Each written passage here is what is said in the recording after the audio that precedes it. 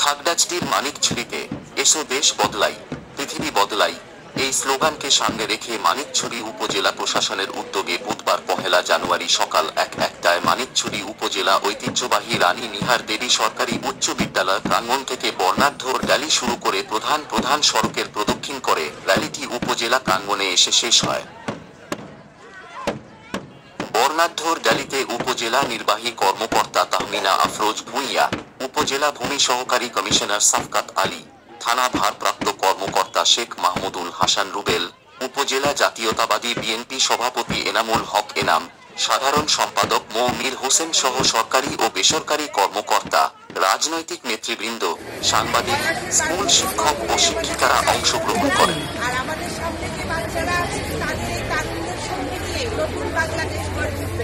আজকের এই র্যালিতে অংশগ্রহণ করার জন্য সব দপ্তর এবং বিশেষত স্কুলের বাচ্চাদেরকে অনেক ধন্যবাদ এবং কৃতজ্ঞতা জানিয়ে আমাদের র্যালি এখানেই শেষ করছি। ধন্যবাদ সবাইকে।